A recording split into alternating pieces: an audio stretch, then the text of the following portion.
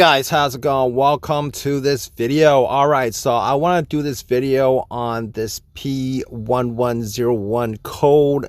This is a common code for vehicles that are a little bit on the older end, but if you get this code, don't worry about it. I'm going to show you guys how to fix it. So obviously you guys found this code when you guys had a check engine light on your dash, probably took an OBD2 scanner, scanned it, and this P1101 code comes up. Now there's also a chance that this P110 code comes up if you guys have other issues associated with it, and you probably have like 2 or 3 other codes, but we're going to concentrate on this P110 code and what it means. Obviously, if you have this code, if you haven't looked it up, it actually means the mass airflow sensor is having issues, or it's sending out information that's a little bit off the charts from what the computer normally reads, and it reads that the mass airflow sensor has issues, or there's issues within any components as associated with the air intake mass airflow sensor component of your vehicle. So how do you fix this? So there are many different ways to fix this, and they're pretty simple for the most part. If you don't have major engine issues, they're pretty much simple to fix, especially if you just have the P1101 code. You guys don't know what the MAF is, which is a mass airflow sensor. It reads the amount of the air coming into your vehicle, your air intake, and that it matches up with the gas from the injectors, and then it creates obviously it creates it gets your car moving. That's how it reads, balances out the air and the gas in your engine to move it as efficiently as possible.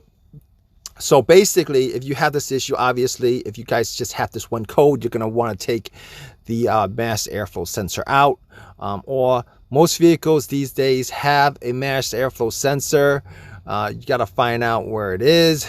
Most of the time it's right on the air intake hose, but I'm going to tell you guys what, all right, if you guys fix this issue, and it's not the mass airflow sensor, I'm going to tell you guys what else you guys can look at, because there are other things that could be associated with this.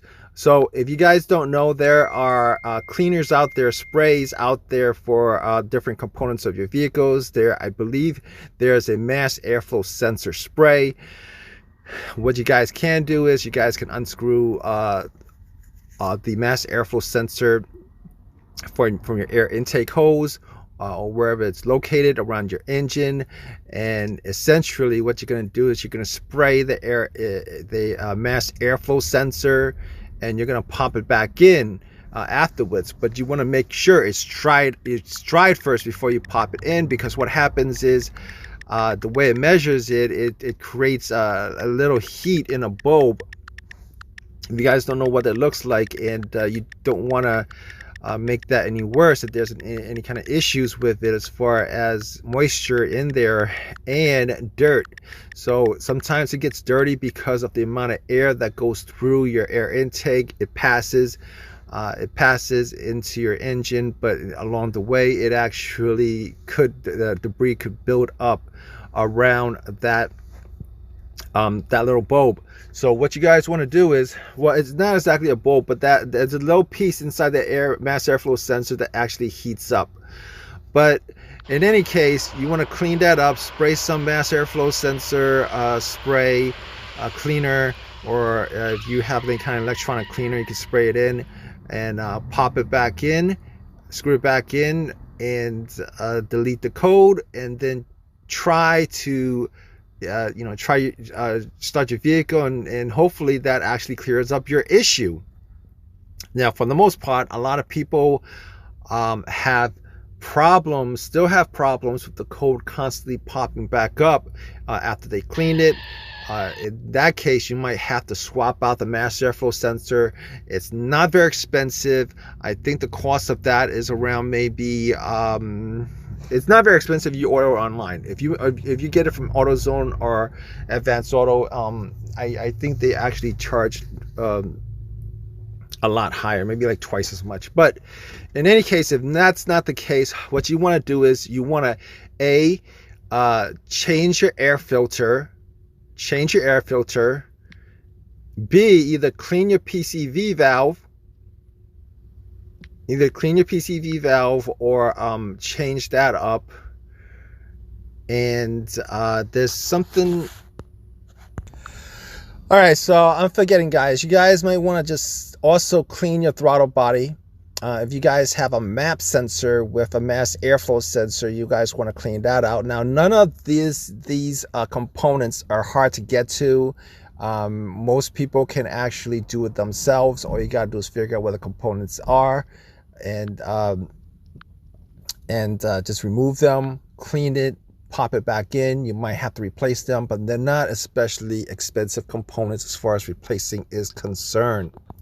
And to be honest with you, if you guys are looking for a quick fix on this, it might not just be the mass airflow sensor or any of the things I listed. It might be a multitude of other problems, especially with vehicles these days with a whole host of plastic parts. You know, it could a lot of things with the heat and everything under the hood, it wears out those plastic parts get brittle, they break, etc., etc. You could also make sure that the valve body cover, you gotta make sure that is you know, there's no leak from that either, if there's any kind of air hissing out from there. Also, you want to make sure that none of your vacuum hoses have any leaks. Normally, if there's a leak in your vacuum hose, you probably get more of a code besides P1101. Normally, you get a misfire code or a vacuum leak code or something like that, but it could actually trigger a P1101 if there's a minor leak in any one of the hoses.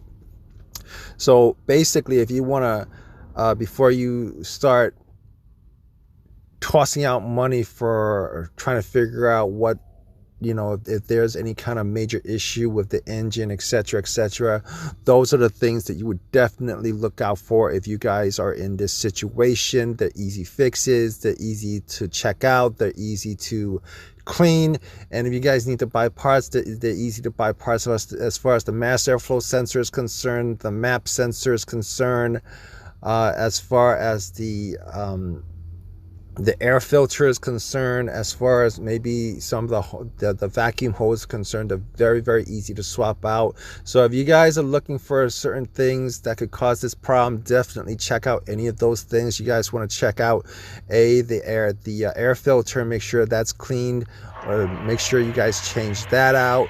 You want to make sure that the mass airflow sensor is working correctly, clean that out, and then replace it if you guys need to. The map sensor, if you guys have a map sensor connected to your vehicle, to clean that out or change that out.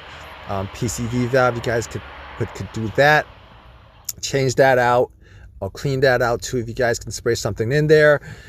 And also the valve cover, if there's any kind of leak, if you guys can hear kind of hissing noise from it, you guys want to change that out, or at least seal it.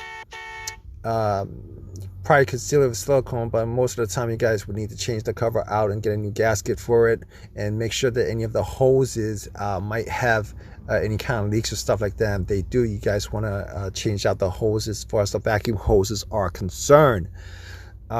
And that's pretty much where you guys would start as far as troubleshooting this issue and trying to figure out what the problem is and trying to fix this problem before you go on and start throwing real money at a situation like this. But hope this video has helped you guys out. If you guys have any of your own personal experiences with this situation, definitely drop a comment in the comment section. Let us know what you guys did to fix your vehicle. It might help somebody else out. All right, guys, appreciate your time, and take care, guys.